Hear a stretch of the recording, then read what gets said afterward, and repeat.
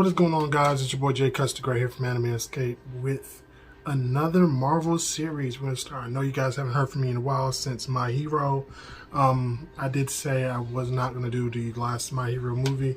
Again, I quote, there's only so many times you can see Deco go over 100% plus Ultra. But diving directly into the episode, pretty much what we're going to talk about is the first episode of Moonknight. Name of the episode is the Goldfish Problem, which is kind of weird, but it's Moonknight, so anything was really weird. So, pretty much the episode starts off with a guy unraveling a towel, measuring it out. Pretty much he takes a glass, he fills it up, like pretty much he takes his finger, dips it in the water, does like that chime thing with glasses or whatnot. It makes harmonized sound or whatever. Then he drinks the water. Then he breaks the glass in the rag. Then he takes the glass and puts it in his shoe. And then he walks off. That was the most bothersome thing to me because, I mean, I know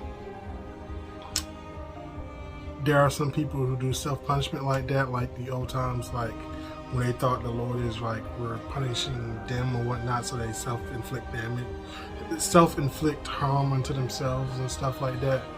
And I'm like, I see the resemblance, but it's like that's a bit extreme in my book. Just a bit extreme, because it's just a lot. Then it kind of cuts to Steven. That's his name. I believe that's his name now. And I think like Steven's waking up. He's tied to like a beam in his apartment and whatnot. He's like checking the security and everything like that, making sure he's, there, because apparently he has like issues sleeping, or he's found himself like in different places and whatnot from when he was sleepwalking or something. I'm not sure. Then he pretty much goes into kind of like a, I wouldn't say montage, but like walking his daily life pretty much. So what happens is he gets dressed, checks on his goldfish Gus, which is funny to me because the goldfish has one fin. So like then he gets on the bus, he's like rushing to work and everything like that. He works at a museum. And the way he walks up on this kid, and they were talking about ancient Egyptian gods. He's very, very knowledgeable about the gods. Very, very knowledgeable. So you're thinking he's like a tour guide or something. No, he works for the gift shop, which I'm like someone as knowledgeable as he is about that, you would think like they would like, yeah, go ahead, jump on the chore thing because you know your stuff. So his boss belittles him and everything like that, and pretty much like his boss is an asshole. His boss is an asshole. So I guess at some point the boss leaves. He's in the gift shop. And then one other lady walks up to him. I guess she works there too. She was like, hey, we're still on for, dinner at 7. He was like, dinner at 7? He was like, what are you referring to? He's, like, I'm not, he was like, are you asking me out? And she's like, that's funny. That's funny. You already set everything up, but it's okay. And the boss comes back, it's like, oh, I'm surprised, this and this. You even stepping out there and stuff like this. So yeah, so like apparently he's like losing you can tell he's losing like gaps in his memory, like of doing certain things and not realizing what's going on and everything like that. So it's crazy how like I'm not one to discuss or talk about having multiple personalities and whatnot. But it would be safe to assume that the people who decided to come up with this show had to do some research about it, and because like it shows. Hold on. Oh snap! Crackle! Dropped my pen. Because it kind of shows like him like talking to his boss again about trying to be a tour guide and stuff like that, and then later on that night he's like talking to a guy, you know, one of them guys who's like painted gold as like statues and whatnot, and he's just sitting there talking about his problems and everything like that. And then he winds up going home. And when he winds up going home, he has like this routine where it's like stay awake, so like he don't, how would I say, he doesn't lose where he is. So it cuts back to him solving a Rubik's Cube in his bed to studying ancient Egyptian gods.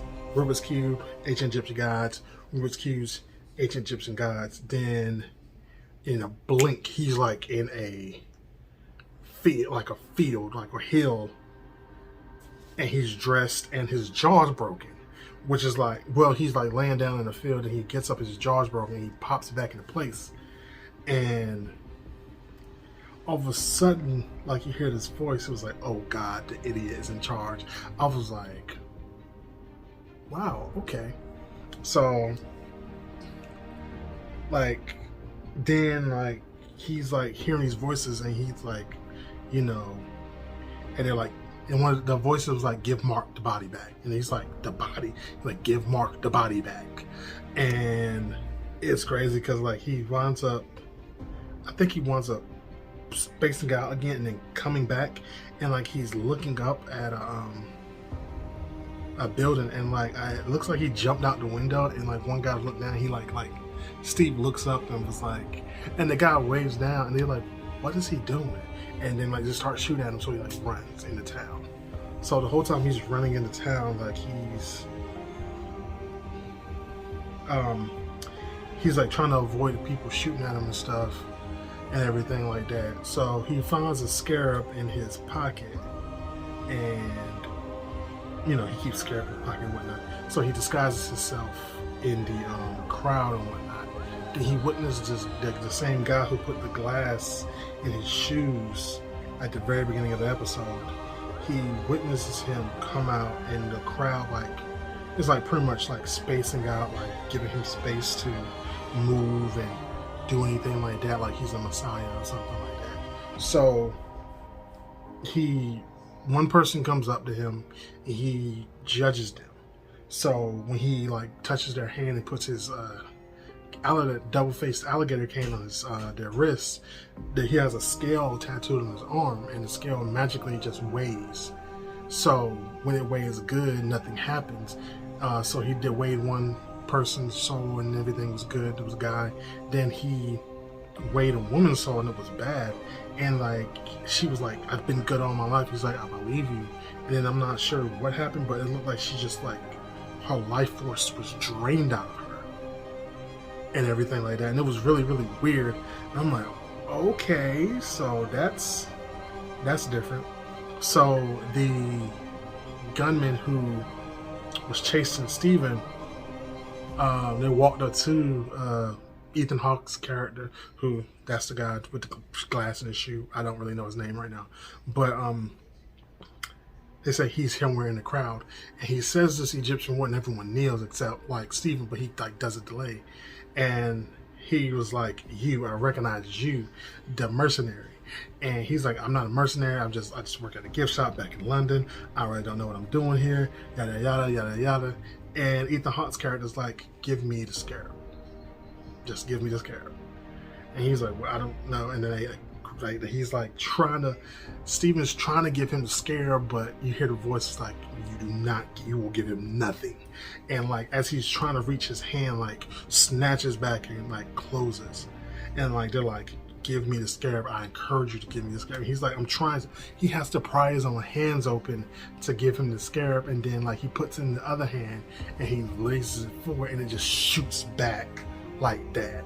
So like they wound up grabbing Steven, and he like blanks out, and he comes to, there's like 6 people dead around him, and he has no idea what's going on. So it's crazy. It's really, really crazy. So like he's like, now he's running, and he jumps into this like cupcake truck, and like people are chasing him. So this is the crazy yet ingenious part about it, because like I said, I'm not one who studied or know anything about multiple personalities or anything like that. But like I said, I would assume they have studied up on it and got like some like particular help with it for it to like kind of show him like fading in and out of the personalities.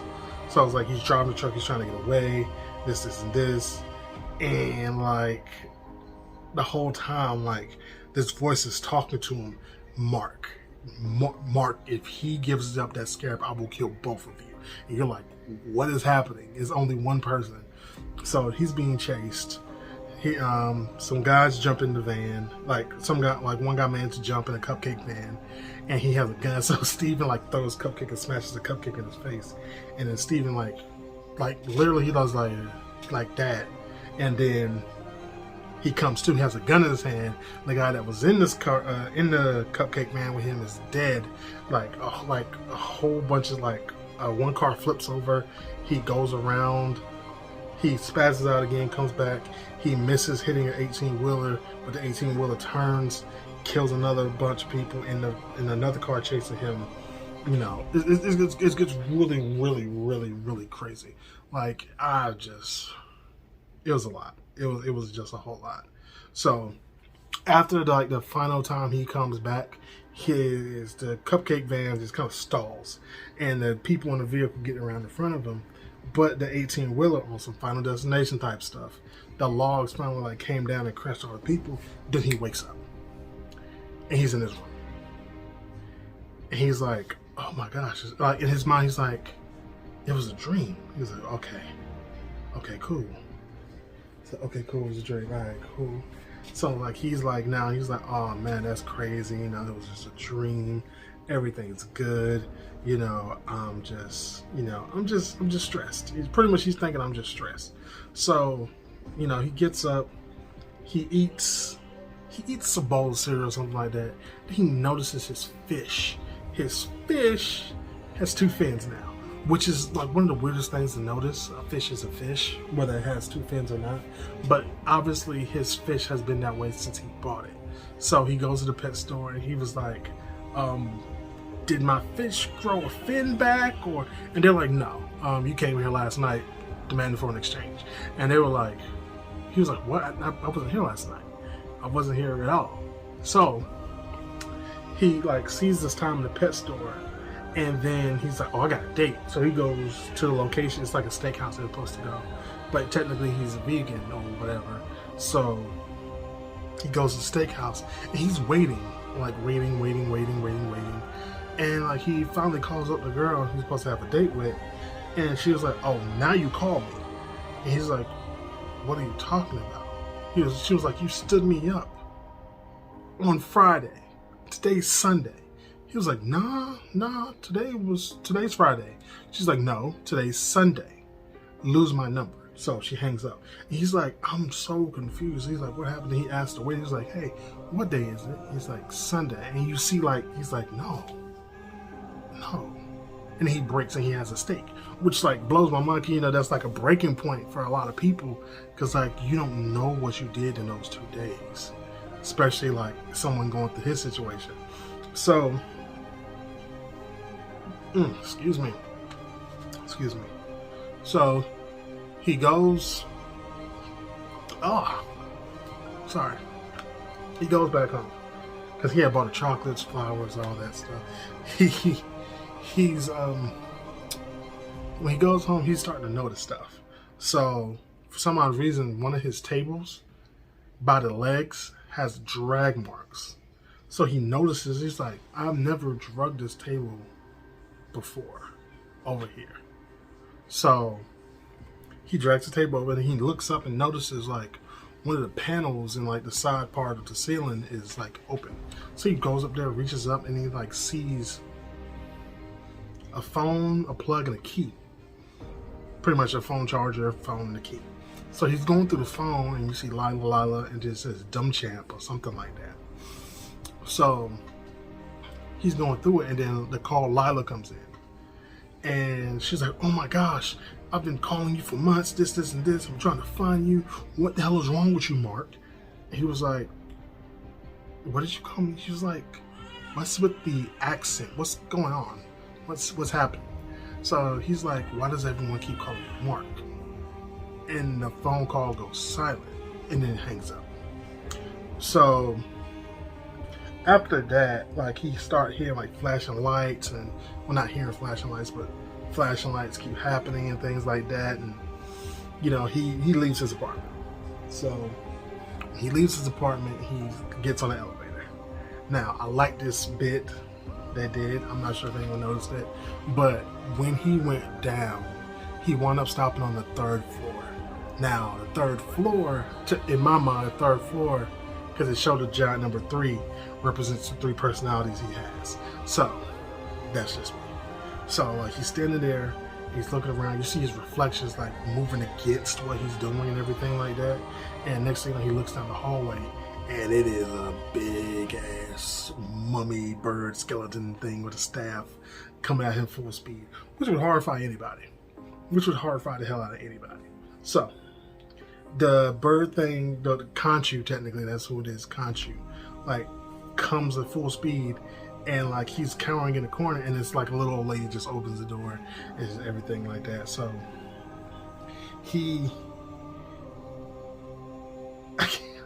it's funny because like, I think he like kind of blacks out again, and he wakes up yelling on a bus, and everyone's like, well, okay, yeah, he's going through some stuff. So he goes into work and everything like that. You know, the boss comes in, you need to do this, you do this. He's like, hold on, give me one moment, because he sees Ethan Hawke's character. And like, Ethan Hawke's character is like, you know, I never really thought you worked here. You know, I thought it was just like a disguise or, you know, some cover up or anything like that, but you actually work here. And like, Steven goes to talk to like a security guard, and the security guard shows the scale on his arm. He's like, you in on this too? So then like, he like shows a bunch of people in on it and whatnot. And then he's like asking for the scarab and everything like that. And then Ethan Hawke get close to him to do that little judgment thing that he did with the people early in the episode. And nothing really happens. And he says, I see your soul is full of chaos. And then like, Steven pretty much leaves because the door is open and gives him a getaway. So he's working late now because he's doing the inventory. He's working late, he's doing inventory and everything like that. So he's scanning and everything like that. He gets finished scanning and the lights go like normal stuff. He was like, something's going on, man. So like, he's about to walk past the janitors, but he hears a noise behind him. He's like, man. So instead of being wise and walks past the janitors, he turns around and goes and, you know, says hello, you know, this and this. And then Ethan Hawke's character is like over the intercom. He's like, give us the scarab or you're gonna die. And next thing you know, this like ancient Egyptian Anubis dog like comes flying out of, it's not even a full-fledged dog, it's like the way Spider-Man crawls on walls, like that. It's pretty much like that. So it's chasing him and stuff like that. It's trying to get the scarab and everything. So it winds up chasing him into a bathroom, which is like really, really crazy. So he gets into the bathroom and then like, it's like the thing is banging on the door. And all of a sudden he's like, Steven, look at me. And he looks over and it's like his reflection talking. He was like, Steven, look at me. I need you to give me control so we can get out of this.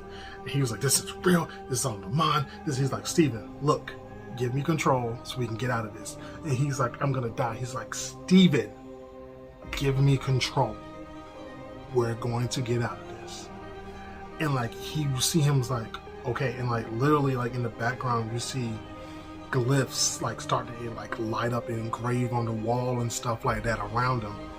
And then, you know, you see like bandages just coming out of nowhere, wrapping up around him. As that's happening, the dog like busts down the door and jumps on him. And like the funniest thing to me ever is like, as he's turning, you hear him, and then you hear the dog whimpering, and then like as it's slowly panning around the bathroom, you see the dog like trying to claw away, and he's like, no.